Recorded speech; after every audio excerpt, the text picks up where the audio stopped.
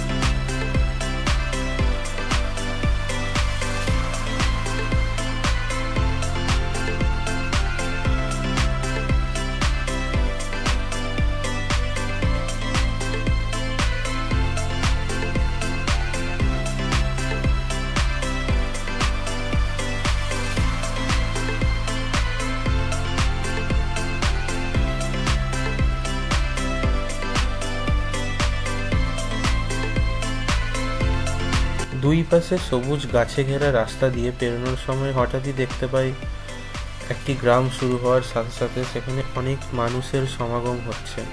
তারা আশেপাশের বিভিন্ন গ্রাম থেকে সেখানে আসছে। তারপরই আর একটু এগিয়েই দেখতে পাই একটি মেলা চলছে, যেখানে সবাই জড়ো হচ্ছে চারিদিক থেকে, এবং পরে দেখতে পাই সেই মেলাটি অর্গানাইজ করা হয়েছে সৎসঙ্গ বিহারের দ্বারা।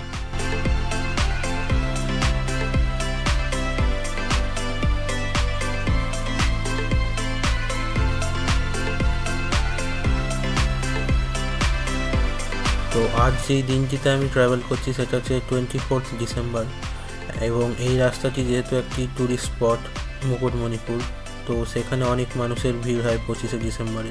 তো রাস্তার মাঝে মাঝে আজকে পুলিশের ব্যারিকেড দেখা যাচ্ছে, এবং তা করতে করতে আমরা মিলি রিসোর্টে পৌঁছে গিয়েছি।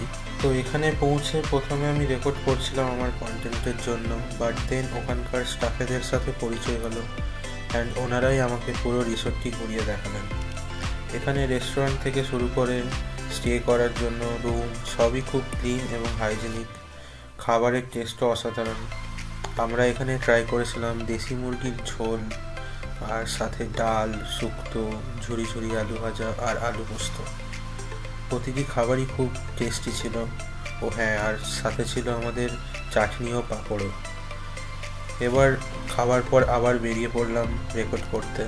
তো ওদের সুইমিং পুলটি আমরা যেমন দেখতে পাচ্ছি খুবই ক্লিন এবং মেনটেন।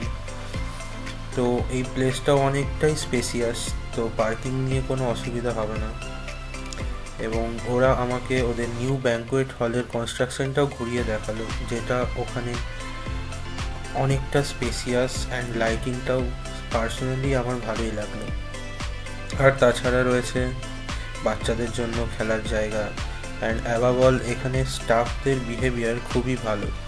তো যদি মুকুটমণিপুরে আসার প্ল্যান থাকে কখনো ফ্যামিলি বা ফ্রেন্ডসদের সাথে, অথবা আপনি যদি সোলোও আসতে চান, তো অবশ্যই এই রিসোর্টটি ঘুরে যাবেন। এটি মুকুটমণিপুরে ঢোকার 2 থেকে 2.5 কিলোমিটার আগেই পড়বে যদি আপনি বাঁকুড়ার দিক থেকে আসেন। আমি হোটেলটির ডিটেলস আমার ডেসক্রিপশন বক্সে দিয়ে দেবো।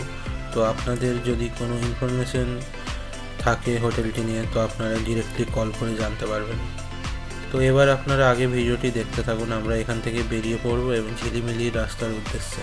আর সামনেই আপনারা দেখতে পাবেন একটু পরে আমরা মুকুটমণিপুরের ব্যারেজ ক্রস করব যখন, তো সেখানে আশেপাশে প্রচুর খাওয়ার হোটেল আছে, বাট সেখানে আপনি খেতে পারেন, বাট এই পিকনিক সিজনে কোয়ালিটি কেমন হবে সেটা বলা খুব মুশকিল। মুকুটমণিপুর ঢোকার আগে এই জায়গায় সমস্ত ট্যুরিস্ট গাড়িকে টোল ট্যাক্স দিতে লাগে, বাট আমরা যেহেতু লোকাল আমাদের লাগেনি দিতে। তো এবার মুকুটমণিপুর নিয়ে আমি একটু বলি। এখানে কংসাবতী রিভারের জলকে সংরক্ষিত করে এই ড্যামটি বানানো হয়েছে, এবং এখানে আপনি যদি ঘুরতে যান আপনি এখানে বোট রাইড করতে পারবেন এই ড্যাম্পের মধ্যে। তো এবং বোট রাইড করে আপনাকে কয়েকটি স্পটে নিয়ে যাবে, যার মধ্যে সবথেকে ফেমাস স্পট হলো ডিয়ার পার্ক, যেখানে আপনি হরিণ দেখতে পাবেন এবং হরিণকে খাওয়াতেও পারবেন। এছাড়াও কিছু টেম্পলসে আপনাকে নিয়ে যাবে, কিছু শিব টেম্পলস আছে যেগুলো বোট জার্নির পথেই পড়বে। ডিয়ার পার্ক ছাড়া বাকি টেম্পলগুলো আপনি বাইকে গিয়েও দেখতে পারবেন। বাইকে হয়তো কোনো টিকিট লাগে না, বাট আপনি যদি 4 হুইলার নিয়ে যান তখন আপনাকে টিকিট কেটে ঢুকতে হবে। যে রাস্তাটা আপনার একদম ড্যাম্পের পাশে দিয়ে গিয়েছে এবং সেখানেই আপনার এই টেম্পলগুলো অবস্থিত আছে। এবার আমরা চলেছি ঝিলিমিলির পথে। তো ঝিলিমিলি যাওয়ার রাস্তাটিও খুব সুন্দর, চারিপাশে গাছ, জঙ্গল, ঘন জঙ্গল এবং পাহাড়ের মধ্যে দিয়ে গিয়ে আমরা ঝিলিমিলির মেন রাস্তায় উঠবো এবং সেখানেই রয়েছে 3টি ওয়াচ টাওয়ার। তো আমরা তার মধ্যে একটি ওয়াচ টাওয়ারে উঠে সেখান থেকে আমি কিছু ভিউজ দেখিয়েছি। তো সেটার জন্য আমার পুরো ভিডিওটি দেখতে থাকুন।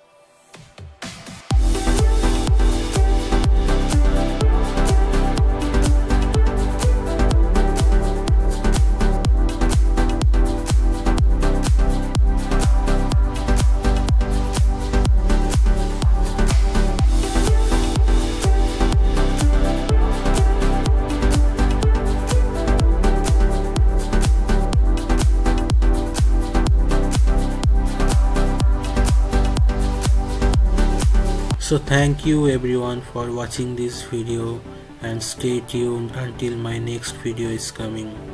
Bye bye everyone.